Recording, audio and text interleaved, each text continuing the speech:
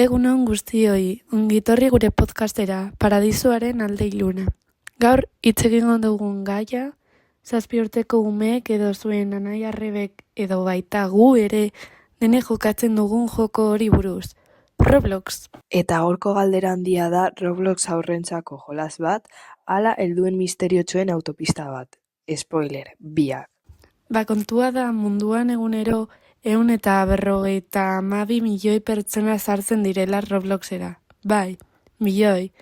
Nik 15 minutu jolasten eta aspertzen naiz. Eta horietatik ia 140 13 urtetik beherakoak dira.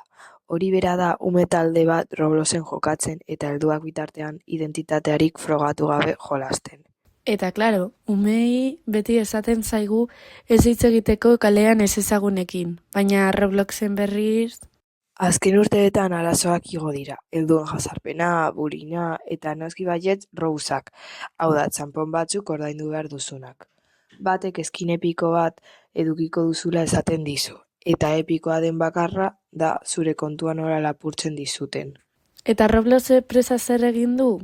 Adina aurpegiarekin egiaztatzeko sistema ezartzea. AF-etan fiskala nahiko haserre daude. Tesasko fiskalak adibidez dio Roblox dela parke digital bat harrapariz beteta. Ez dakizuei, baina nire horrek Netflixeko thriller baten izena ematen dit. Eta kasu larriak egon dira. Familia batzuk salaketak jarri dute. Umeak heldu batekin kontaktuan jarri ondoren manipulatuta geratu direlako. Discordera pasa gaitezen esaten dietenean alarma gorria piztu. Espainiako Polizia Nazionalak 2019tik 24 ikerketa egin ditu Robloxekin lotuta.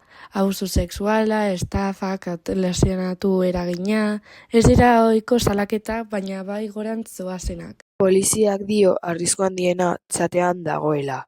Ez omen da posiblea argazkiak bidaltzea, baina heldu batzuk kode moduko bat erabiltzen dute umeak beste plataformetara eramateko. AEPko pediatrak ere ohartarazi dute, gero eta gehiago iristen diren kasua dira antsietatea, insomioa, autolesioak edo jolasarekin obsesio handia.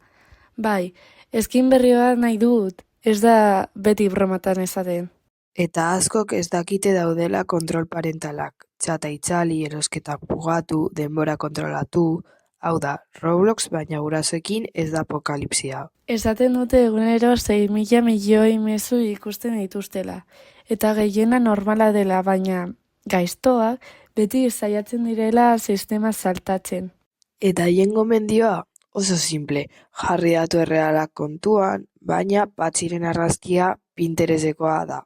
Aditu batek esan zuen Robloxek ez zuela espero hainbeste astea, eta orain arazoa gainetik datozkiela. Bere ustez, giltza da espazio seguruagoa jartzea, eta azken gomendioa zure gurasoekin jolastea. Laburbilduz, Roblox ez da infernua, baina ez da ere Disneylandia segurua. Oso ondo pasatzeko modukoa da, baina kontu zibili behar gara. Hori da, jolastu bai, baina ez hitz egin ez ezagun superjatorra batekin 3 minututan beste plataformara eramaten zaituztenarekin. Eskerrik asko entzuteagatik. Gogoratu sarean ere, baina batez ere Robloxean, Zuek zarete zuen lehenengo segurtasuna. Hurrengora arte.